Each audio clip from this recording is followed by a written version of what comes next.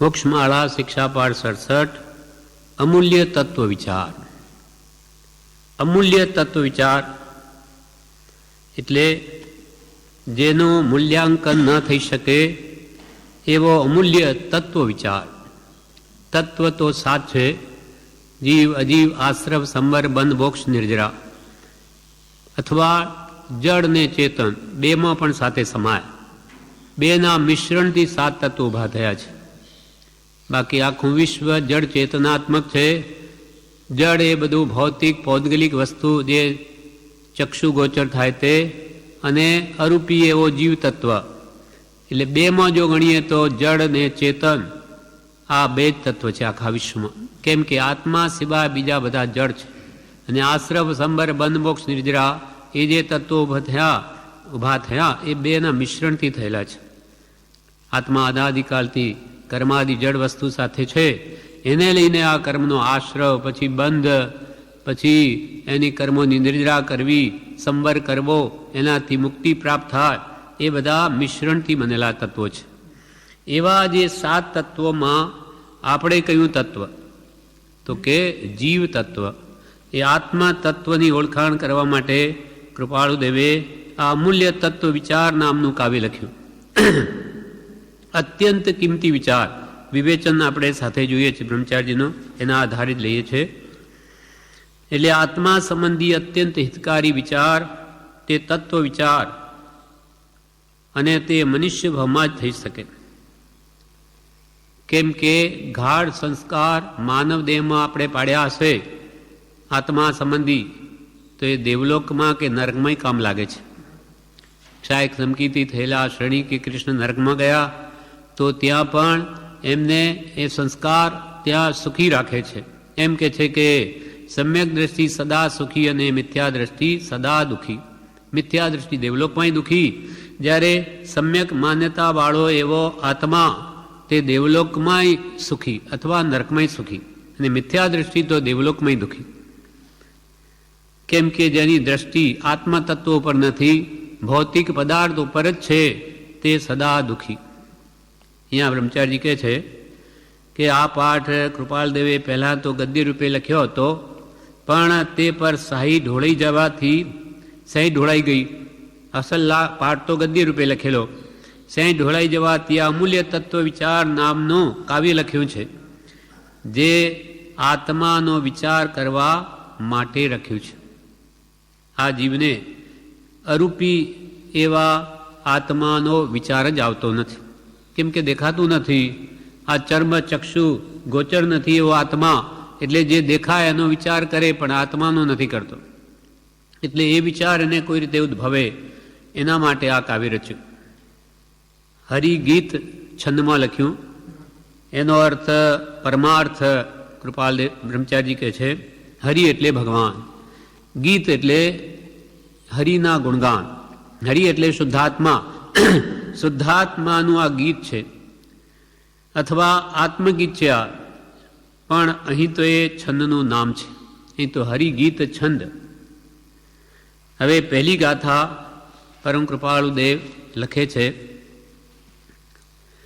બહુ પુણ્ય કેરા પુંજથી શુભ દેહ માનવનો મળ્યો, તો એ અરે ભવ ચક્રનો આટો નહીં એકે ટળ્યો.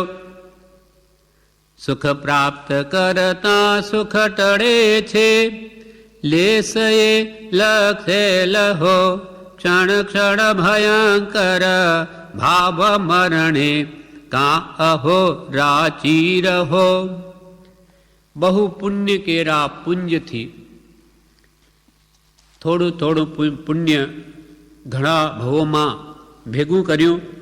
એ સંચય થયો ત્યારે ઘણું પુણ્ય એકઠું જ્યારે થયું ત્યારે આ માનવદેહ મળ્યો છે. મોક્ષ થાય તેવો જોગ મળે છે. બહુ પુણ્ય કેરા પુંજ. પુંજ એટલે ઢગલા. ઘણા ભવના પુણ્યના ઢગલા ભેગા થાય ત્યારે શુભ દેહ. દેહ તો ઘણાને મળ્યા છે. ઢેડ ભીલ ભંગી એ પણ માનવ છે, અથવા બીજા ઘણા બધા જાતના જીવો છે મનુષ્ય રૂપે પણ શુભ દેહ કોને કહેવાય? કે જેને બધી સત્પુરુષની જોગવાઈ, બીજી પણ જે જોગવાઈઓ જોઈએ સત્ય ધર્મ આરાધવા માટે, શરીર સ્વસ્થતાની, આજીવિકાની અને મુખ્યત્વે સત ધર્મ આત્મધર્મની પ્રાપ્તિની, એ બધી જ જોગવાઈ આપણને મળી છે. આવો સત્સંગનું ધામ આ કાળમાં તો સત્પુરુષ મળવા દુર્લભ. એમાં વળી આવું આ એવું સ્થાન, ચોથા આરા જેવું, જ્યાં વાતાવરણ મળી શકે, આ પ્રભુશ્રીની અનંત કૃપા છે. અને કૃપાલદેવની બી અનંત કૃપા કે આવા કલિયુગમાં ભગવાન મહાવીરનો માર્ગ આપણી ભાષામાં ઉપદેશ્ય. એટલે આ બધું બહુ પુણ્યના સંચય થયા હોય તો જ આવી જોગવાઈ મળે, સહેલું નથી. પ્રભુ કે આ દરવાજામાં પગ મૂકે તે પણ પ્રભુ બહુ પુણ્ય વધ્યું હોય તો પછી પ્રભુ કહે છે કે પ્રભુ અહીંયા રહેનારા જીવો નો કોઈ એક ભાવ, કોઈ બે ભાવે મોક્ષે જનાર છે, પણ પ્રભુ કહેવાય નહીં. એટલે ઘણું પુણ્ય હોય તો અહીંયા ટકી પણ શકે, નહીં તો અહીંયા રહી જ ન શકે. એટલે અહીંયા કહે છે અમૂલ્ય તત્વ વિચાર. આ ભગવંતો આપણને ઉપદેશે છે કે બહુ પુણ્ય કેરા પુંજથી શુભ દેહ માનવનો મળ્યો. માનવનો દેહ મળ્યો, આપણે ઢોર પશુનીઓની નહીં, જે આજે દેખાય છે અહીંયા કૂતરા, કાગડા, હાથી, ઘોડા વગેરે, પણ એ પંચેન્દ્રી છે, પણ મન સહિત છે, પણ શું કામ આવે? આપણને આ માનવ દેહ મળ્યો. શુભ દેહ એટલે મોક્ષ સાધી શકે તેવો ઉત્તમ મનુષ્ય દેહ, જે ઘણા કાળે મંદ કષાય થતા મળે છે. ઘણા કાળે કષાયો મંદ થાય, લગભગ પાપ પુણ્ય સમ થાય, ત્યારે આ માનવ દેહ મળે છે. ઉત્તરાધીન સૂત્રમાં મનુષ્યપણું 10 દ્રષ્ટાંતે દુર્લભ કહ્યું છે. 10 દ્રષ્ટાંતે દુર્લભ. ઉત્તરાધીન સૂત્ર જે ભગવાન મહાવીર સ્વામીનો અંતિમ ઉપદેશ છે, તેમાં આ 10 દ્રષ્ટાંતો બતાવ્યા છે. 10 દ્રષ્ટાંતે દુર્લભ માનવ દેહ. એ એક એક દ્રષ્ટાંત કેવા છે કે આપણને જાણે અસંભવ હશે કે શું થઈ ન શકે એમ લાગે, તે જોઈ જઈએ. કેમ કે એથી માનવપણાની આપણને વિશેષ કિંમત જણાય. તેમાં પહેલું ચોલકનું દર્શાન છે. ચોલક એટલે ભોજન. એમાં એ દ્રષ્ટાંત એવી રીતે કે બ્રહ્મદત્ત નામના ચક્રવર્તી થયા. તે ચક્રવર્તી થતાં પહેલાં તેને એક બ્રાહ્મણ સાથે મિત્રતા થયેલી. પહેલાં ચક્રવર્તી નહોતા બ્રહ્મદત્ત, પણ જ્યારે ચક્રવર્તી થયા ત્યારે યુક્તિ વડે તે બ્રાહ્મણ રાજાને મળ્યો. રાજા કહે નાનપણની મિત્રતા, એટલે કે જે જોઈએ તે માંગ. બ્રાહ્મણ કહે સ્ત્રીને પૂછીને જણાવીશ. સ્ત્રી વિચાર કર્યો કે જો કોઈ ગામ બામ માગી લેશે તો બીજી સ્ત્રી પરણી લેશે, મને છોડી દેશે. એટલે બ્રાહ્મણીએ એમ કહ્યું કે આપણે બીજું શું કરવું, આપણે એમ કહેવાનું રાજાને કે રોજ 2 સોના મોહર મળે અને રોજ નવા નવા ઘરે જમવાનું મળે, બસ એટલું માંગી લો. એટલે રોજ જમવાની ઉપાધિ બૈરાને ગઈ, તૈયાર ભોજન મળે, અને પુરુષને કમાવાની ઉપાધિ ગઈ, 2 સોના મોહર લઈ લેવી. એટલું માંગી લો, પ્રતિદિન એવું મળે. એટલે એટલું માંગી લીધું. પણ પહેલે દિવસે ચક્રવર્તીને ઘેર ભોજનનો વારો આવ્યો. હવે એને ત્યાં તો 363 તો રસોઈયા હોય એના કુટુંબ માટે, કેટલું મોટું કુટુંબ. તો ત્યાંની જે રસોઈ બની એ એને એટલી બધી સ્વાદિષ્ટ લાગી. પછી બીજો આખા રોજ નવા નવા ઘરે જમવા મળે. એટલે હવે એ વારો પછી બીજાને આવ્યો. એમ કરતાં કરતાં એવી રસોઈ એને ક્યાંય મળી નહીં. એટલે એના મનમાં થયા કરે કે આ બધા 6 ખંડનો અધિપતિ આ ચક્રવર્તી એના કેટલું બધું ઘર છે, એ બધા ઘરમાં જમીને પાછો વારો ક્યારે આવશે ચક્રવર્તીના ઘરે જમવાનો? ન જ આવે. હજારો ઘર છે, લાખો ઘર હોય, એનો વારો પાછો ત્યાં ક્યાં આવે? માનો દેવયોગે કે કહેવાથી ફરી ચક્રવર્તી માનો જમાડી દે, પણ મનુષ્ય ભાવથી એકવાર ભ્રષ્ટ થયેલો પ્રાણી તે ફરી મનુષ્ય ભાવ પામી શકે નહીં. બીજું દ્રષ્ટાંત છે પાસકનું. ચંદ્રગુપ્તનો મંત્રી ચાણક્ય હતો, તેની પાસે દેવતાઈ પાસા હતા. હવે એને ચંદ્રગુપ્તનો રાજ્ય ભંડાર ભરવો હતો. એટલે એણે એ બી યુક્તિ કરી કે મારી સાથે જે રમે પાસાથી એમાં જો રમનાર જીતે તો આખો સોના મોહરનો ભરેલો મોટો થાળ એ બધો લઈ જવો, અને હારે તો એક મોહર આપવી, એક જ હારે તો એક જ મોહર આપવીને જીતે તો આ બધો સોના મોહરનો થાળ લઈ જાય. પણ એની દેવતાએ પાસા થવાથી કોઈ જીતી શકતું નહીં. આમ એને એક એક મોહર કરીને દેવતાના પાસાના કારણે રાજ્ય ભંડાર ભરી દીધો. માનો કે દેવયોગે તેને પણ કોઈ જીતી શકે, પણ પ્રમાદથી મનુષ્ય ભાવ જો એકવાર હારી ગયા તો ફરીથી આ મનુષ્ય ભાવ પામી શકે નહીં. ત્રીજું, ધાન્યનું દ્રષ્ટાંત. આખા દેશમાં સારી વૃષ્ટિ થઈ હોય, વરસાદ થયો હોય, બધે ખૂબ ધાન પુષ્કળ પાક્યું હોય, તેને કોઈ દેવ, એક દેવ બધો ઢગલો કરે આખા વિશ્વનું, અને પછી એક બધા ધાનમાં એક ખોબો ભરી ને સરસવના દાણા ઉમેરી દે. રાઈ જેવા દાણા હોય સરસવના, એ બધા ધાન્યમાં કોઈ દેવ ઉમેરી દે, મિક્સ કરી દે, અને પછી કોઈ અતિ વૃદ્ધ સ્ત્રી ને કહે કે આ બધું ધાન જુદું કરી તેમાં સરસવના દાણા જુદા કરી આપો. તે વૃદ્ધા કોઈ કાળે કરી શકે નહીં. કદાચ દૈવયોગે તે બની શકે, પણ મળેલો માનવ દેહ ફરી મળવો મુશ્કેલ છે. ચોથું, દ્યુતનું દ્રષ્ટાંત. આ એક એકથી દુર્લભ વસ્તુ આપણને કહે છે કે કેટલો બધો મનુષ્ય ભાવ દુર્લભ છે. આ વસ્તુઓ થઈ શકે તો માનવ દેહ મળી શકે એવું. દ્યુત એટલે જુગાર. રત્નપુર નગરમાં શતાયુધ નામે એક રાજા હતો. તેનો એક પુત્ર હતો. તેને જોયું કે આ પિતા રાજ્ય છોડતા નથી, એટલે એને મારીને રાજ્ય લેવાનું વિચાર્યું.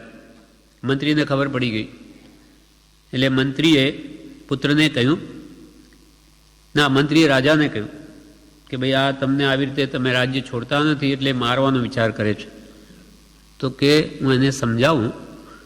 એણે પછી પુત્રને બોલાવીને કહ્યું કે આપણા કુળનો એવો રિવાજ છે કે દ્યુતમાં રાજાને જીતવો. મારી સાથે તું રમ ચોપાટે, આમાં આટલી વાર જીતું તો જ રાજ્ય મળે, નહીં તો કુલદેવી કોપાયમાન થાય, એમ રાજાએ કહ્યું. એટલે તે દ્યુત જુગારની રીત કઈ કઈ તો કે આપણી આ રાજદબાની સભામાં 108 થાંભલા છે રત્નના, એક 108 થાંભલા છે રાજ દરબારમાં, અને એક એક થાંભલા અને 108 પાસા પાડેલા છે.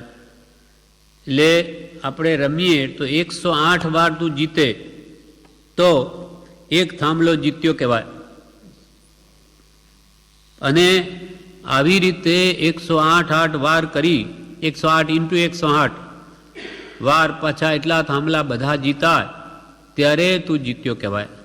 એમાં એક વખત પણ જો વચ્ચે હારી ગયો તો પાછું એકડે એકથી શરૂ કરવાનું. હવે 108 વાર જીતે ત્યારે એક થાંભલો જીતા, એવા પાછા 108 થાંભલા. હવે એ ક્યારે જીતા, એમાં પાછું કોઈક વાર હારવું જ નહીં, હારે તો પાછું એકડે એકથી. એ કેટલું દુર્લભ છે. એ આવું ક્યારે બને? કદાચ દૈવયોગે એ પણ બની જાય, પણ પ્રમાદથી ગુમાવેલો માનવ દેહ જો હાથમાંથી નીકળી ગયો તો ફરી પ્રાપ્ત થવો દુર્લભ છે. પાંચમું દૃષ્ટાંત છે રત્નનું ભગવાને આપ્યું. રત્ન, ધનદ નામનો એક શેઠ હતો. તે પરગામ ગયો ત્યારે પુત્રોએ વિચાર્યું કે પિતા કેવલ રત્નો જ ભેગા કરે છે, જ્યારે બીજા કરોડપતિઓ તો પોતાના મકાન ઉપર જેટલા કરોડ હોય તેટલી ધજાઓ બાંધે છે. આપણે પણ રત્નો વેચી દઈ, પિતા બહારગામ ગયેલા છે એટલે એમાંથી જેટલા કરોડ આવે તેટલી આપણે પણ ધજાઓ બાંધીએ આપણા મકાન ઉપર, મહેલ ઉપર, જેથી જગતમાં મોટા ગણાઈએ. તેથી પરદેશથી જે વેપારીઓ આવ્યા તેમણે જે ભાવે રત્નો માંગ્યા તે વેચી દીધા. છોકરાઓને તો ખબર જ નથી શું ભાવ છે, શું નહીં. પિતા કરે એટલે એણે તો બધા રત્નો વેચી દીધા, કારણ તેમને ભાવની ખબર નહોતી. એટલે જેણે જે ભાવે માંગ્યા એને આપી દીધા. પિતાએ ઘરે આવીને પુત્રોને લક્ષ્મીનો નાશ કરનાર જાણી ઘરમાંથી બહાર કાઢીને કહ્યું, જાઓ એ બધા રત્નો લઈને પાછા મારે ઘેર આવજો, નહીં તો આવશો જ નહીં. હું કે વિદેશ કે એમાં તમે બધું વેચી નાખ્યું, જાઓ ઘરમાં જ નહીં જોયું, અને આ રત્ના પાછા બધા લઈને આવજો.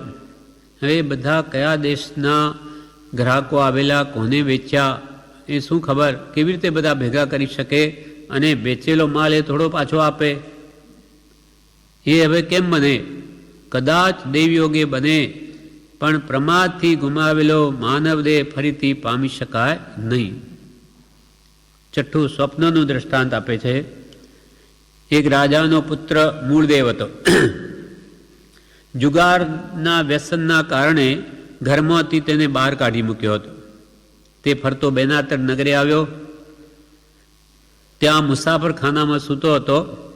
ત્યાં મૂળદેવને સ્વપ્ન આવ્યું કે હું ચંદ્ર પી ગયો. ત્યાં એક સંન્યાસીના શિષ્યને પણ આવું સ્વપ્ન આવ્યું કે એ પણ ચંદ્ર પી ગયો. એટલે સંન્યાસીના શિષ્ય તો ગુરુને પૂછ્યું કે આનું મને શું ફળ મળશે? તો કે આજે તને ભીખમાં ઘી સાકરનો મોટો લાડવો મળશે, ઘી સાકરનો મળેલો, બસ એટલું જ ફળ. મૂળદેવ રાજપુત્ર હતો. એને ખબર છે કે સ્વપ્નનું ફળ કેવી રીતે નિમિત્યાને પૂછવું. એટલે વિધિ સહિત તે નિમિત્યાની પાસે જઈને સ્વપ્નનું ફળ પૂછ્યું. ત્યારે તે નિમિત્યાએ શું કહ્યું કે પહેલાં તો તમે મારી કન્યાને પરણો, પછી ફળ જણાવીશ. લગ્ન કરાવ્યા પોતાની પુત્રીના પછી જણાવ્યું એ નિમિત્યાએ કે 7મે દિવસે તમને રાજ્ય મળશે. આ સ્વપ્નનું આ ફળ છે. હવે તે જ નગરનો પુત્ર વગરનો રાજા મરણ પામવાથી પંચદીપી થયા. હાથીએ મૂળદેવ ઉપર કળશ ઢોળ્યો. તે જાણી સંન્યાસીનો શિષ્ય એ પણ રોજ હવે છાશ પી અને એવું વિચારે છે કે મને પણ જો આ વખતે આવું સપના આવે તો હું પણ વિધિ સહિત આવી રીતે મારા ગુરુને પૂછીશ. પણ તે કંઈ સપના આવે એ તો આવ્યું. એટલે રોજે આવા વિચારો કરે કે જાણે હું ચંદ્ર પી જાઉં છું, પણ તે ફરીથી તેવું સપના આવવું અતિ દુર્લભ છે. તેમ પ્રમાદવશ જીવા મનુષ્ય ભાવને હારી જશે તો ફરી એવો જોગ નહીં જ મળે. હવે 7મું દ્રષ્ટાંત ભગવાન આ બધા મહાવીર સ્વામી આપેલા છે અંતિમ દેશના ભગવાનની, જે ઉત્તરાસ દિનસૂત્ર બની ગયું તેમાં આ છે. બહુ વિસ્તારથી છે બધા. હવે 7મું ચક્ર એટલે રાધાવેદનું દ્રષ્ટાંત. ઇન્દ્રદત્ત નામનો રાજા હતો. તેને સુરેન્દ્રદત્ત નામનો પુત્ર હતો. તેણે રાધાવેદ સાધ્યો. એટલે આકાશ ઉપર ચક્ર ફરે, જે અર્જુને કરેલું તેવી રીતનું આકાશ ઉપર ચક્ર ફરે. તે પૂતળીની ડાબી આંખ વિંધવી, એ ફરે છે તેમાં વિંધવી, ફરતા ચક્રમાંથી. તે પણ નીચે પાણીમાં જોઈને. તે કરવું કેટલું મુશ્કેલ છે. એક તો નીચે જોવું, ઉપર ચક્ર ફરે, તેમાં પાછી ડાબી જ આંખ વિંધવી, આટલી નાની જ. પણ દેવયોગે કદાચ એ બને, પણ પ્રમાદથી ગુમાવેલો માનવ દેહ ફરી હાથમાં ન આવે. 8મું કુર્મ એટલે કાચબાનું દ્રષ્ટાંત ભગવાને આપ્યું. સમુદ્રમાં અનેક જલચરો રહે છે. તેમાં એક કાચબો પોતાના પરિવાર સહિત ત્યાં રહેતો હતો. એકવાર શેવાલના જામેલા ભારે પડ, સમુદ્રમાં ઘણું જાડું આવું શેવાલનું પડ બાજી ગયેલું, તે એકવાર દૂર ખસવાથી કાણું પડ્યું. કાચબાએ ત્યાં ડોક બહાર કાઢીને જોયું તો પૂર્ણિમાના ચંદ્ર, પૂર્ણિમાનો અને તારાઓની સરસ ચાંદની જોઈ એને અત્યંત આનંદ થયો. એને કે મારા પરિવારની બતાવું, એમ કરીને એના બચ્ચા વગેરેને બતાવવા માટે અંદર ગયો. એટલામાં તો પાછી શેવાળ આવી ગઈ. હવે ત્યાં બહુ શોધે છે કે કાણું ક્યાં હતું, પણ હવે એ તો પૂરાઈ ગયું છે. એમ સમુદ્રમાં ઘણો ભટક્યો પણ ક્યાંય મળ્યું નહીં. કદાચ દેવયોગે એવું કંઈ બની જાય, ફરી કાણું માની લો, અથવા થઈ જાય, પણ પ્રમાદથી મળેલો માનવ દેહ વ્યર્થ ગુમાવવાથી ફરી મળવાનો નથી. નવમું દ્રષ્ટાંત ભગવાને ધૂસરી અને ખીલીનું કહ્યું. અસંખ્યાત યોજનના વિસ્તારવાળો અને 1000 યોજન ઊંડો સ્વયંભૂ રમણ સમુદ્ર છે, અર્ધરજ્જુ પ્રમાણ. એ અસંખ્યાત દ્વીપને અસંખ્યાત સમુદ્ર પછી છેલ્લો આવે. અને આપણા હૃદયમાં જે મોહ છે એની ઉપમા સ્વયંભૂ રમણ સમુદ્ર સાથે આપી છે. એક બાજુ એક સમુદ્ર ને એક બાજુ અસંખ્યાત સમુદ્ર, કેમ કે એક એકથી બમણા જતા છેલ્લો સમુદ્ર છે આ. તો અસંખ્યાત યોજનના વિસ્તારવાળો એ સમુદ્ર છે અને 1000 યોજન તો ઊંડો છે. તે સમુદ્રમાં પૂર્વ દિશાએથી કોઈ દેવ કૌતુકથી ગાડાની ધૂસરી નાખે, જે 2 બળદ ઉપર પેલી મૂકવામાં આવે, 2 બળદ ઉપર ગાડું ચાલે, એ ધૂસરી, અને એને ખીલી ઘાલે જોતર મૂકી અહીંયા. એટલે એક ખૂણામાં માનો કે પશ્ચિમ દિશાના છેડે તો એ ધૂસરી નાખે અને પૂર્વ દિશાના છેડે એની ખીલી નાખે. હવે એ ખીલી તરતા તરતા અસંખ્યાત યોજન કરોડો માઇલ દૂર છે, એ બરોબર જઈને એ કાણામાં જ પેસી જવી, એ તો અસંભિત જેવું લાગે, અસંભવિત જેવું. છતાં માનો કે કદાચ દેવયોગે બની જાય, પણ પુણ્યહીનને આ મનુષ્ય ભાવ હારી ગયા પુણ્યહીન જીવો તો ફરી મળવો અતિ દુર્લભ છે. 10મું દ્રષ્ટાંત ભગવાન પરમાણુનું આપે છે કે એક મોટા માણેકથી બનેલો થાંભલો, માણેક, હીરા માણેક મોતી કહીએ ને, એ માણેકનો મોટો થાંભલો બનેલો છે. એનો આખા થાંભલાનું કોઈ દેવતા બારીક ચૂર્ણ કરે, એને પીસી નાખીને. હવે એના કણ જુદા થઈ ગયા, એ બધા એક નળીમાં નાખે અને મેરુ પર્વત ઉપર જઈ 1,00,000 યોજનનો મેરુ, એના ટોચ ઉપર જઈને એ નળીમાં ફૂંકે, નળી એમાં બધો પેલો ભૂકો ભરેલો, હવે ઉડીને ક્યાં ક્યાં પસરી જાય એના કણો. હવે કોઈ કહે કે જે વેરાઈ ગયેલું માણેકનું ચૂર્ણ એને ભેગું કરીને પાછો થાંભલો બનાવો, તો એ કેમ બની શકે? અસંભવ છે. તેમ પ્રમાદથી ગુમાવેલો મનુષ્ય દેહ એકવાર જો હાથમાંથી ચાલ્યો ગયો તો ફરી આશા રાખવી નહીં. અર્થાત કરોડો ભાવ બીજા નીકળી જાય એટલે ફરી ક્યાંથી બાજી હાથમાં આવે, કોણ જાણે ક્યાં જઈને પડે. એટલે આ બાજી હાથમાં આવી છે. એટલે આવી મનુષ્ય ભાવની અત્યંત દુર્લભતા જણાવવા શ્રી જિનેશ્વર ભગવંતે આ 10 દ્રષ્ટાંતો ભગવાન મહાવીર સ્વામી વર્ણવ્યા છે. માટે હે ભવ્ય પ્રાણીઓ, આવા દુર્લભ જન્મને સફળ કરવા માટે જીનેન્દ્રોએ પ્રરૂપેલા ધર્મને વિશે પ્રમાદ છોડી નિરંતર ઉદ્યમ કરો કે જેથી શાશ્વત મોક્ષ સુખની પ્રાપ્તિ થાય અને અનંતકાળના દુઃખનો અંત આવે. એટલે કૃપાલદેવ ક્યોંકિ આ બહુ દુર્લભ છે, બહુ પુણ્ય કેરા પુણ્યથી શુભ દેહ માનવનો મળ્યો. બ્રહ્મચારી વિવેચનમાં કહે, ઉત્તરાધ્યયન સત્રમાં મનુષ્યપણું 10 દ્રષ્ટાંતે દુર્લભ કહ્યું છે. તે સાથે સત્પુરુષના વચનનું શ્રવણ માનવદેહ જેટલો દુર્લભ. ત્યાર પછી પાછા જ્ઞાની પુરુષ મળવા એનું વચનનું શ્રવણ થવું અને તેની શ્રદ્ધા થવી અને તે પ્રમાણે સંયમમાં વીર્યનું સ્પર્વું, એ 4 વસ્તુ પરમ દુર્લભ છે. હા, ચત્તારી પરમંગાણી દુલ્હાણીય જંતુણો માણુ સત્તમ સુઈ શ્રદ્ધા સંયમમ્ય વીર્ય. 4 વસ્તુ અતિ દુર્લભ. પરમંગાણી ચતુરાણી, માણુ સત્તમ મનુષ્યપણું, સુઈ એટલે સત્પુરુષના વચનની શ્રુતિ શ્રવણ, સુઈ શ્રદ્ધા તેના પ્રત્યે વિશ્વાસ આવો, ભગવાને જે કહ્યું તે વચનો ઉપર, અને સંયમ મમ્ય વીર્યમ તે પ્રમાણે સંયમ આરાધવા રૂપ વીર્યનું સ્ફુરવું, એટલે કે તે પ્રમાણે આચરણ થવું અતિ દુર્લભ છે. એક જ દુર્લભ છે તો એકથી અનંત ગણું દુર્લભ છે. એટલે અનંત પુણ્યના ઢગલા આપણા ભેગા થયા છે ત્યારે આ બધી જોગવાઈ મળી છે. આપણને ખબર નથી, પણ ઘણા ભવનો પુરુષાર્થ ભેગા થયેલું આ પરિણામ છે. એટલે એ 4 વસ્તુઓ પરમ દુર્લભ છે. જીવને ઘરેણા કપડાં કિંમતી લાગે છે, તે મનુષ્યપણું જો કિંમતી લાગે તો ક્ષણ પણ તેની નકામી ન ગુમાવે. કપડાં ઘરેણા આપણા જો કિંમતી હોય તો એને કેટલું મનમાં રહે કે આ ઘરેણા અંદર મૂકો, કંઈ કોઈ લઈ ના જાય, તિજોરીમાં મૂકો. એના પ્રત્યે કેટલું આપણને મહાત્મ્ય છે. પૈસા કે ઘરેણા કે હીરા માણેક મોતી જે કહો, પણ એવું જો મનુષ્ય ભાવની જો એવી કિંમત લાગે તો એનો એક ક્ષણ પણ એ ન ગુમાવે. રત્ન ચિંતામણી કરતાં પણ વિશેષ મૂલ્યવાન આ મનુષ્ય દેહની ક્ષણો, એમ મનુષ્ય દેહના પાઠમાં કૃપાલદેવે માનવ દેહના પાઠમાં કહ્યું. કેમ કે કોઈ ક્ષણે સમકિત થાય, સંબર થાય, નિર્જરા થાય, કેવળ જ્ઞાન થાય એવી મનુષ્ય ભાવની ઉત્તમ ક્ષણો છે. કોઈ વખતે સમ્યક દર્શન થઈ જાય, વાત સમજાઈ જાય, કર્મોની બળવાન નિર્જરા થઈ શકે અને કેવળ જ્ઞાન પણ આ માનવ દેહમાં જ થાય છે. એવી મનુષ્ય ભાવની ઉત્તમ ક્ષણો છે. સમ્યક દર્શન વગર એક પણ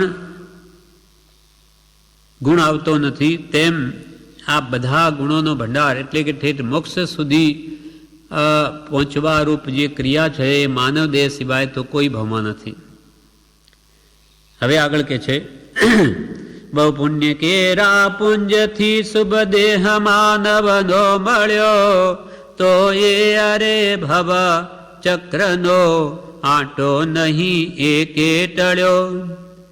તો એ અરે, કૃપાલદેવને આશ્ચર્ય થાય છે, તો એ અરે ભવ ચક્રનો, આ સંસારરૂપી ચક્ર જે અનાદિકાલથી ચાર ગતિરૂપ ચક્રમાં આ જીવ ભમે છે, તેનો કે છે એક પણ આંટો ન ટળ્યો. એટલે કે એક ભવચક્રનો આંટો પણ ઓછો નહીં થયો.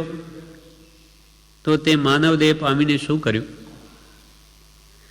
આવો મનુષ્ય દેહ મળ્યો છે તો પણ ખેદની વાત છે કે ચાર ગતિમાં ફરવારૂપ ભવચક્રનો આંટો એકે ટળ્યો નહીં. નાની પુરુષોને દયા આવે છે કે આટલે બધે ઊંચે આવ્યા છતાં ભવના આંટા ઓછા થાય તેવું કશું જ કર્યું નહીં. એટલો બધો ઊંચે આવી ગયો, પુણ્ય સત્પુરુષ મળ્યા, એના વચનોની શ્રુતિ મળી, કંઈક શ્રદ્ધા થઈ ત્યારે આવ્યા. હવે બધું મળ્યા છતાં તે રીતે વર્તવાનો એમની આજ્ઞામાં સત્પુરુષની તે ભાવ જ કે ન સ્ફુર્યો.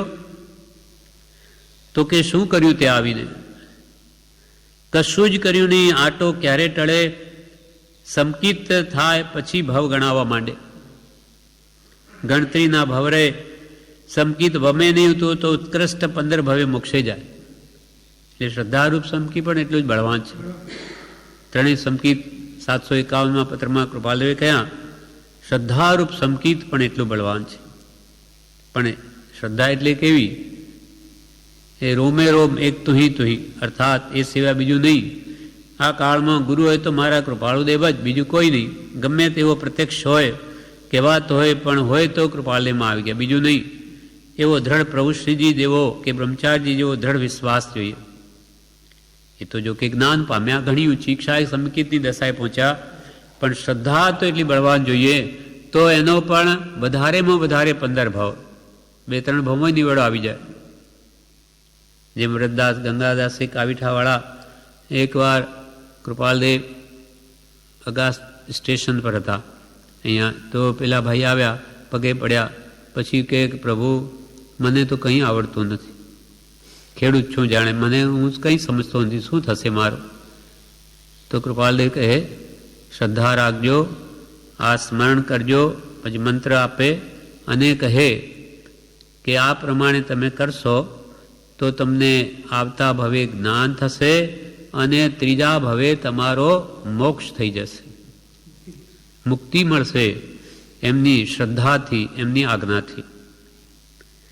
એમ અહીંયા કહે છે કે તમે માનવદેહ પામી અને એમની આજ્ઞા પ્રમાણે નહીં વર્ત્યા તો તમારો એક પણ આંટો ન ટળે. એ શ્રદ્ધારૂપ સમકિત પણ એટલું બળવાન. સમકિત થાય પછી ભવ ગણાવવા માંડે. ગણતરીના ભવ રહે. સમકિત વમે નહીં તો ઉત્કૃષ્ટ 15 ભવ થાય.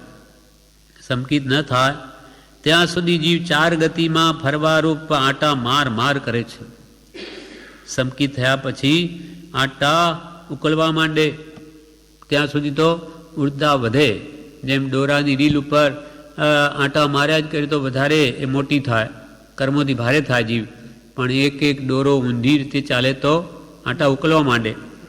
એમ સમ્યક દર્શન નાની પુરુષની આજ્ઞામાં જીવ કાઢે જીવન તો એના આંટા ઉકળવા માંડે. હવે આગળ બીજી કે છે સુખ પ્રાપ્ત કરતા સુખ ટળે છે, લેશ એ લક્ષે લહો, ક્ષણ ક્ષણ ભયંકર ભાવ મરણે, કાય હો રાચી રહો. સુખ પ્રાપ્ત કરતા સુખ ટળે છે. આપણને કૃપાલદેવ કહે, મનુષ્યના સુખ ભોગવતા પુણ્ય ઘટતું જાય છે. પાણીના રેલાની માફક પુણ્ય ઓછું થતું જાય છે. જેમ જેમ ઇન્દ્રિય વિષયોના ભોગો ભોગવે તેમ તેમ પૂર્વે બાંધેલું પુણ્ય તો ઓછું થતું જાય છે, એ ખવાતું જાય અને નવા પાછા એ નિમિત્તે રાગદ્વેષ કરીને કર્મબંધ થાય. પાણીના રેલાની માફક પુણ્ય ઓછું થતું જાય છે. તેનો જરા તો વિચાર કરો. જો નવું પુણ્ય બાંધતો નથી તો પૂર્વનું તો ભોગવાઈને જતું રહે છે. નવું આપણે જો પુણ્ય સંચય શુદ્ધના લક્ષ્ય શુભમાં ન પ્રવર્તીએ તો એ તો બધું પૂરું થઈ જશે. જેમ બાપે કમાવેલું પોતે નવો પેદા ન કરે તો પછી ખૂટી જાય, ખલાસ થઈ જાય. વૃદ્ધાવસ્થામાં દુઃખ ભોગવે એટલે સમજે છે લોકો વ્યવહારમાં, એટલે યુવાઓમાં પુરુષાર્થ કરે છે મેળવાનો. તેમાં આત્મ ધર્મ આરાધી અને પુણ્ય સંચય શુદ્ધના લક્ષ્ય જો ન કર્યું તો પછી ખાલી હાથ છે.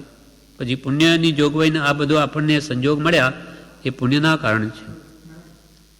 પુણ્યમાં જ અટકી રહેવાનું નથી, પણ આ પુણ્ય ન હોય તો આવી જોગવાઈ જ ન મળે. તો શુદ્ધ ભાવના આત્માની ક્યાંથી ભાવે? આત્મ ભાવના પુણ્યાનુબંધી પુણ્ય જોઈએ. એટલે શુદ્ધના લક્ષ્ય શુભમાં પ્રવર્ત, કે દેવલોક માટે નહીં, કે આ સંસાર સુખ માટે નહીં. જો નવું પુણ્ય બાંધતો નથી તો પૂર્વનું ભોગવાઈને જતું રહે છે. સુખ પ્રાપ્ત કરતા સુખ ટળે છે, લેશ એ લક્ષે લહો. લેશ માત્ર પણ આ વાતને તમે લક્ષમાં લ્યો. ક્ષણ ક્ષણ ભયંકર ભાવ મરણે, કાય હો રાચી રહો. ક્ષણે ક્ષણ ક્ષણ ભયંકર ભાવ મરણ થઈ રહ્યું છે. પ્રતિ સમયે આપણે જેવા ભાવ ચાલે તેવા બંધ પડે છે કર્મના. એટલે ક્ષણે ક્ષણે કર્મ બંધાય છે, જન્મ મરણ ઊભા થાય છે, તે ભાવ મરણ છે. શુભમાં આપણું મન ન હોય તો અશુભ વિચારો કરશે જ. એ નિર્વિકલ્પ રહેવાનું નથી. 48 મિનિટ સુધી નિર્વિકલ્પ રહે તો કેવળ જ્ઞાન થઈ જાય. એટલે જો સારા વિચારરૂપ ખોરાક એને ન આપીશું તો એ ખરા વિચાર કરશે જ. મન તો કે બાબરા ભૂત જેવું છે, એટલે એને સારું કામ આપવું, ભક્તિ, સત્સંગ, સ્વાધ્યાય કંઈ ને કંઈ આમાં રહે તો જે મન ખરાબ વિચાર ન કરે. નહીં તો ક્ષણે ક્ષણે કર્મ બાંધે, જેથી જન્મ મરણ ઊભા થાય તે ભાવ મરણ છે. આત્માના ભાવો વિભાવમાં જાય તે મરણ કરતાં વિશેષ છે. એ જ ભાવ મરણ છે. આત્માને ભૂલવો એ જ ભયંકર વસ્તુ છે. કારણ એથી જન્મ મરણ ઊભા થાય છે. તેમાં વળી શું રાચો છો? તેમાં વળી શું રાજી થાવ છો? તેમાં રાજી થવા જેવું શું છે કે તમારા આત્મભાવને ભૂલી વિભાવમાં, પાંચ ઇન્દ્રિયના વિષયમાં અને તેને લઈને કશાયમાં પ્રવૃત્તિને પાછા રાજી થાવ છો? તે રાજી થવા જેવું ત્યાં શું છે? મનુષ્ય ભાવ તો મોક્ષ માટે છે. કેમ કે આ માનવ દેહથી જ મોક્ષ મળી શકે. તે ભૂલીને સુખ સાતા ભોગવે પણ તે રહેતી નથી. આત્માને ભૂલી અને પાંચ ઇન્દ્રિયના વિષયોમાં સુખ માનીને એમાં પ્રવર્તે, પણ કૃપાલદેવ કે એ કંઈ રહેતું નથી, એ પણ જાય છે. ક્ષણ ક્ષણ ભયંકર ભાવ મરણે, કાં અહો રાચી રહો. તમે કાં અહો રાચી રહો એટલે તેમાં શું લાગી રહો છો? તે બધી શાતા વેદનીનું સુખ છે, ક્ષણિક છે. તે સુખ ભોગવતા ચાલ્યા જાય છે, ટકતા નથી, નાશવંત છે, ક્ષણભંગુર છે. તેમાં મોહ પામવા જેવું નથી. કયું સુખ નિરંતર રહે એવું છે? ઇન્દ્રિય સુખ તો નાશ પામી જાય, તો પછી કયું સુખ નિરંતર રહે? આત્મિક સુખ. પણ તે વિચાર્યું નથી.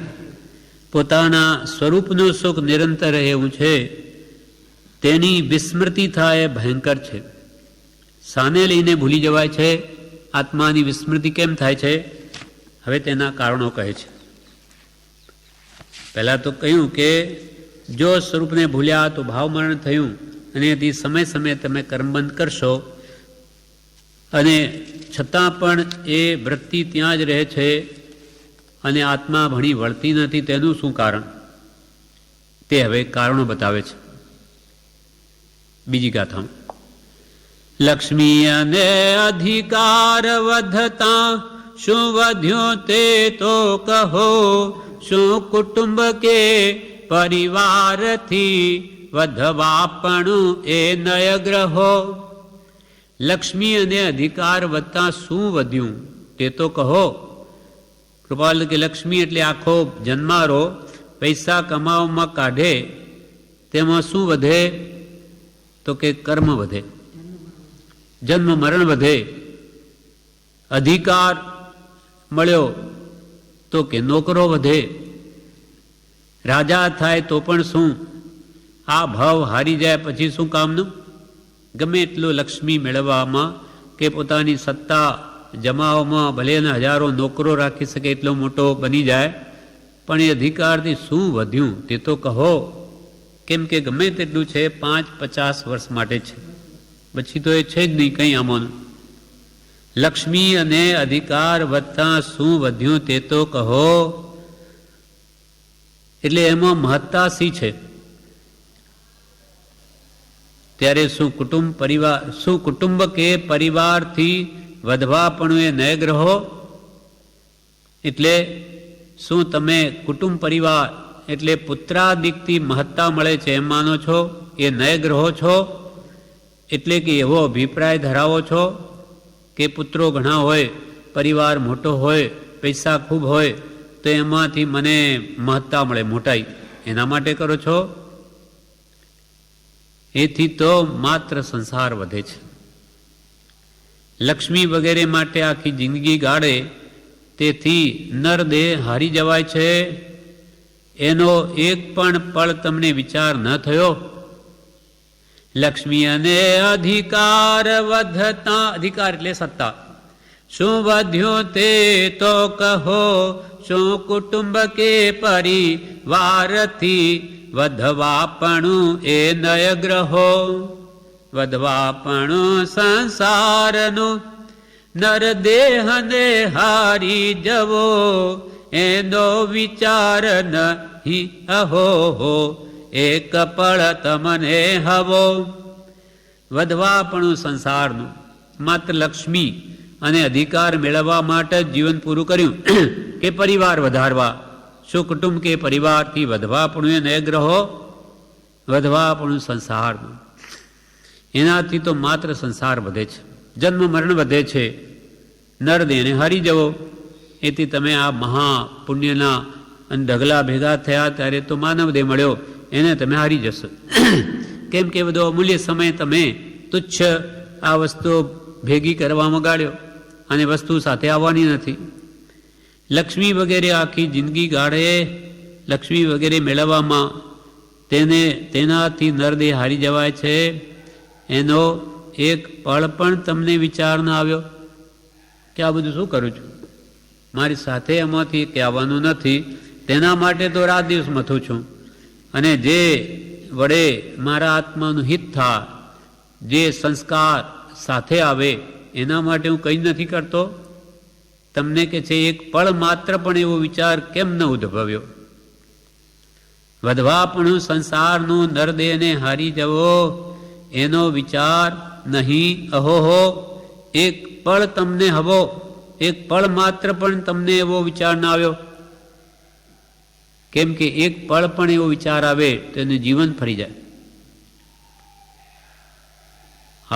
એક ઘડી આધી મેં પુનિયાદ, તુલસી સંગત સાધુ કી હરે કોટી અપરાધ.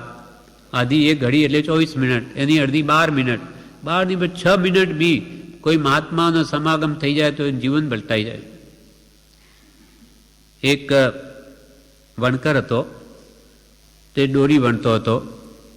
ત્યાં મુનિ ભગવાન આવી પહોંચ્યા. એને ખબર પડી કે જ્ઞાન મળે કે એનું આયુષ્ય બહુ નથી. તો કે તું કંઈ નિયમ લે તો કે અમે તો શું નિયમ લઈએ, તો કે માંસ ખાવાનો, તો કે અમે માંસ તો ખાઈએ જ છીએ, અમે એના વગર નહીં ચાલે. તો કે આ દોરી વણે ત્યાં સુધી તો નહીં ચાલે ને.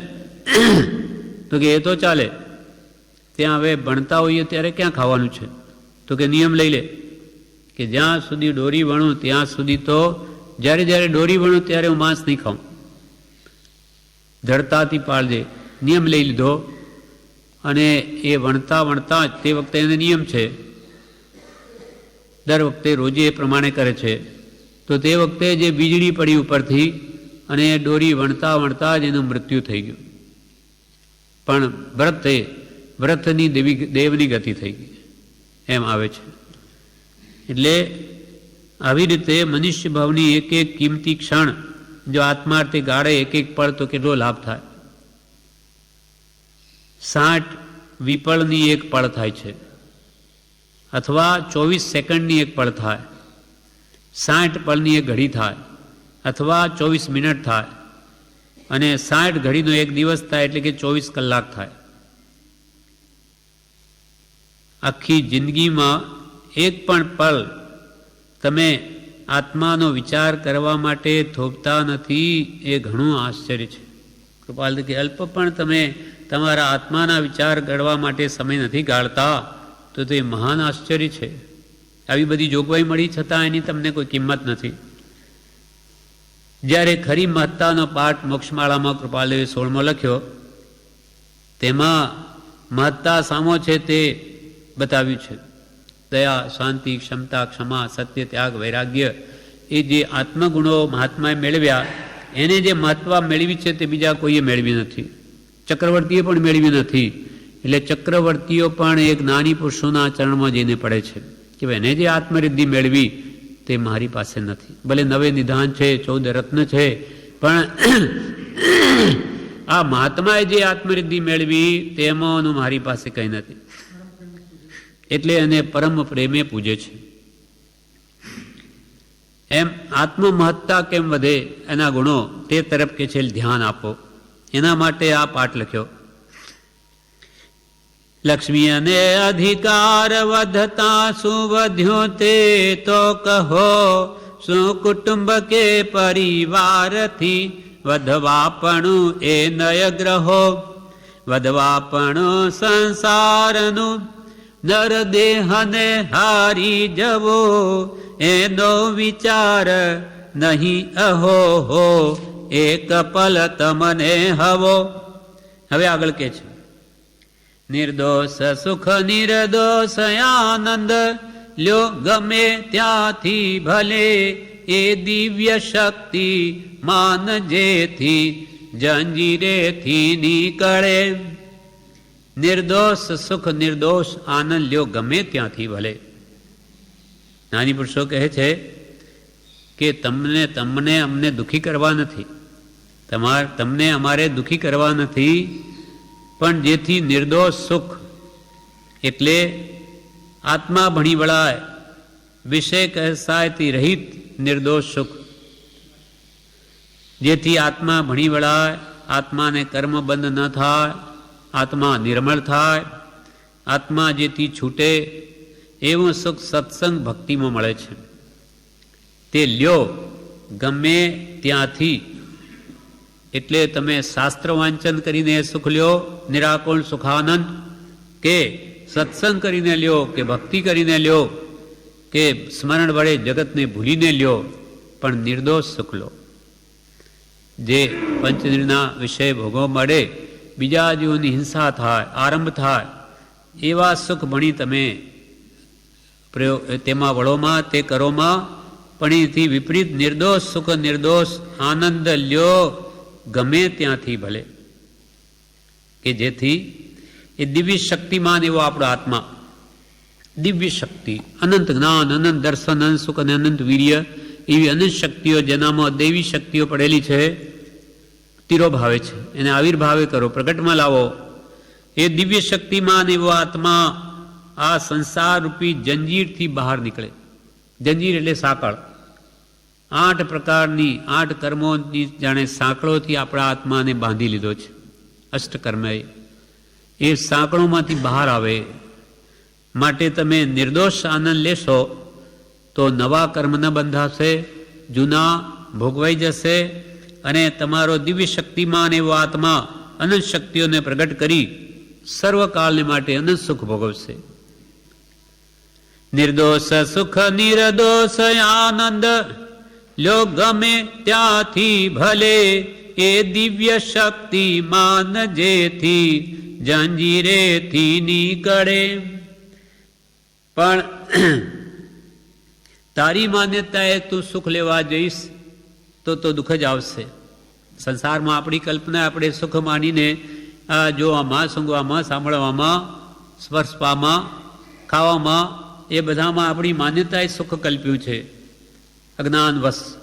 એટલે તારી માન્યતાએ કે સંસારના ભૌતિક પદાર્થોમાં સુખ લેવા જઈશ તો કે દુઃખ જ આવશે. માટે પહેલાં પુરુષ પ્રતીતિ જોઈએ કે આ કૃપાળુદેવ કહે છે તે સાચું છે. કૃપાળુદેવ કે સંસારમાં સુખ નથી, સુખ વસે આત્મા વિશે, તેનો નહીં નિર્ધાર, સુખ શોધે હીન વસ્તુમાં, જડમાં નહીં જડનાર. એમ પહેલાં તો પુરુષ પ્રતીતિ જોઈએ. નાની પુરુષ આપણને આત્મામાં સુખ છે એમ કે છે. પહેલાં તો વિશ્વાસ આવવો જોઈએ.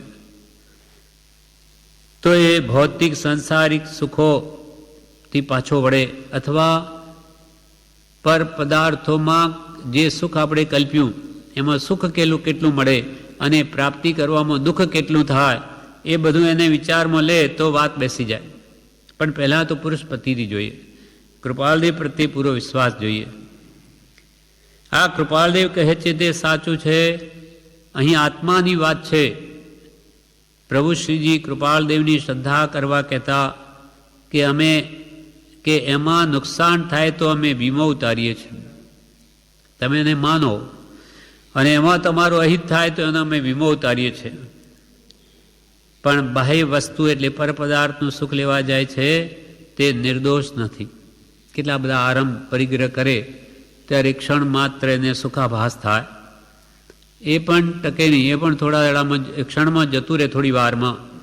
માટે સુખ શાંતિ જ્યાંથી મળે તે નિર્દોષ સુખને જ મેળવો. નિર્દોષ સુખ નિર્દોષ આનંદ લો ગમે ત્યાંથી ભલે, એ દિવ્ય શક્તિમાન જેથી જંજીરેથી નીકળે. પર વસ્તુમાં નહીં મોજવો, એની દયા મુજને રહી, એ ત્યાગવા સિદ્ધાંત કે પશ્ચાત દુઃખ તે સુખ નહીં.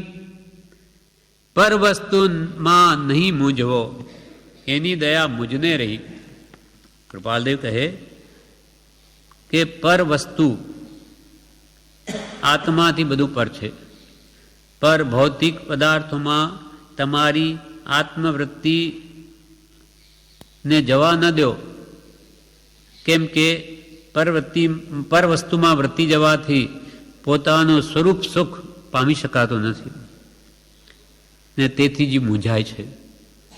એને વિષયોમાં સુખ લેવા દોડે પણ અંતે એનાથી તૃપ્તિ થતી જ નથી. મૂંઝવણ તો ઊભીને ઊભી જ રહે છે. મોહને લઈને પરવસ્તુને સારી માને છે, તેમાં સુખ માને છે, પછી તેને ઈચ્છે છે અને અંતે દુઃખી થાય છે, મૂંઝાય છે. એટલે જ આ દિવસ સુધી 5 વિષયો ભોગવ્યા છતાં ક્યાં તૃપ્તિ થઈ, સંતોષ ક્યાં થયો કે બસ હવે જાણે ભોગવવાની ઈચ્છા જ ન થાય, કોઈ ખાવા પીવા વગેરેની. પણ એમ થતું જ નથી. કોઈ કાળે સંતોષ નહીં થાય. આ જીવીએ કે અનંતકાળના પરિભ્રમણમાં એટલું બધું અનાજ ખાધું કે એક એક ભાવનો એક એક દાણો લે તોય કરોડો પહાડ થઈ જાય, મેરુ પર્વતથીને ટપી જાય. અર્થાત આવું ઘણું ખાધું પીધું છતાં સંતોષ ક્યાં થયો? થાય જ નહીં કોઈ દિવસ પણ. કેમ કે જેમ ભોગવે તેમ તૃષ્ણા વધે છે. પર વસ્તુમાં વૃત્તિ જવાથી આત્માનું સ્વરૂપ સુખ મેળવી શકાતું નથી, તેથી જ મૂંઝાય છે. મોહને લઈને પર વસ્તુને સારી માને અને તેને ઈચ્છે પણ અંતે દુઃખી જ થાય છે. કૃપાલદેવ કહે છે તેની મને દયા આવે છે.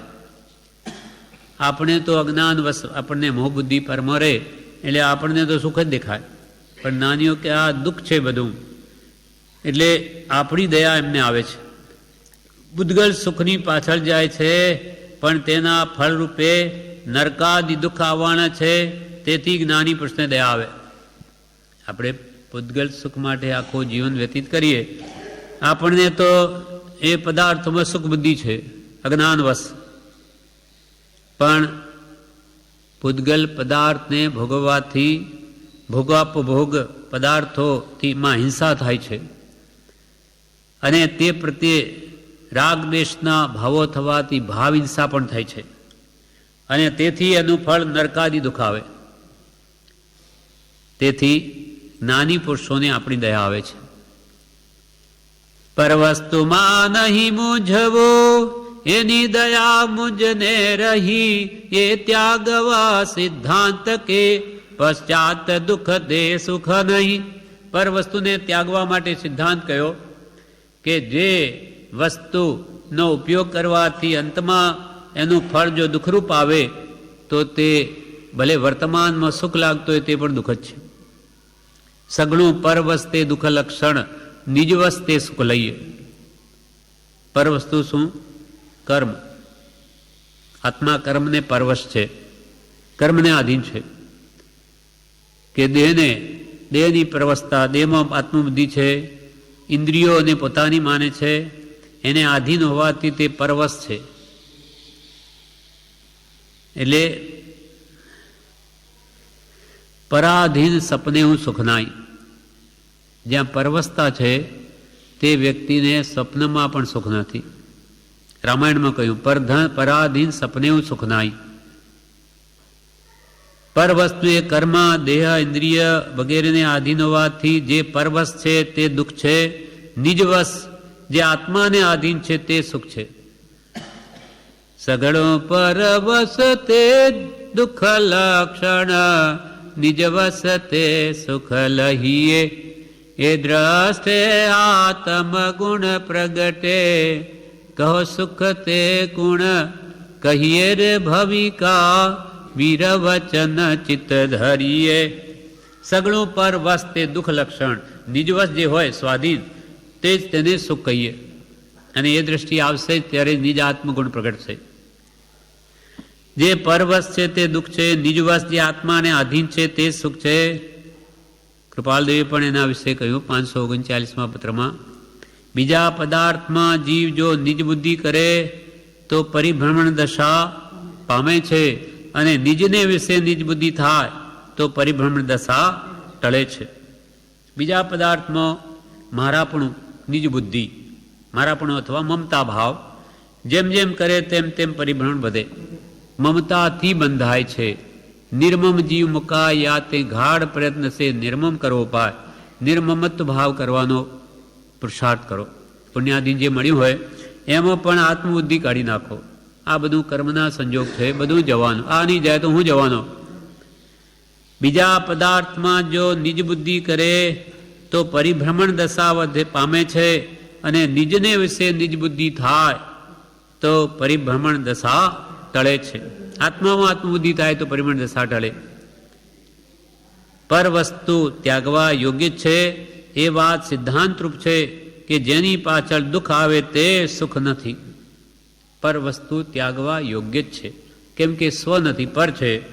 એના પ્રત્યેનો મોહ આપણે ગમે તેટલો રાખીશું તો એ પરે પોતાનું થવાનું નથી. એટલે એક કાળ એક સમય એવો આવશે કે પર વસ્તુને છોડીને જવું પડશે. પર વસ્તુ ત્યાગવા યોગ્ય છે એટલે એના પ્રત્યેનો રહેલો મોહ, આસક્તિ ત્યાગવા યોગ્ય છે એ વાત સિદ્ધાંતરૂપ છે કે જેની પાછળ દુઃખ આવે તે સુખ નથી. પશ્ચાત દુઃખથી સુખ નહીં. જેમ કિંપાક ફળ આપણે ખાતા મીઠું દેખાવે પણ સુંદર, પણ ગમે એટલું મીઠું હોય પણ એ ફળ ખાઈને જો પેટમાં જાય ત્યાં આતરડા જ તો તોડી નાખે તો એ ફળ શું કામનું? એમ જીસ સુખ અંદર દુઃખ વસે સો સુખ ભી દુઃખરૂપ. એ દુઃખનું જ બીજું રૂપ છે. એટલે કે છે પર વસ્તુમાં તમે આત્માને મૂંઝવો નહીં.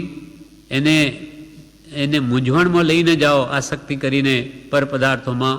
એની દયા મુજને રહી. કૃપાલ મને એની દયા આવે છે તમને તમારી, એ ત્યાગવા સિદ્ધાંત કે પશ્ચાત દુઃખ તે સુખ નહીં. તમે પણ આ સિદ્ધાંત છે ભગવંતોએ સિદ્ધ કરેલો કે જે સુખ ભોગવાની પાછળ એના ફળમાં જો દુઃખ આવે તો એ સુખ પણ દુઃખનું જ બીજું રૂપ છે. એ ત્યાગવા સિદ્ધાંત કે પશ્ચાત દુઃખ તે સુખ નહીં. 4 લીટીની એક ગાથા છે, કૃપાલદેવી લખીએ. એની આજે આપણે 3 ગાથાઓ કરી, બીજી 2 બાકી છે જે આપણે આવતીકાલે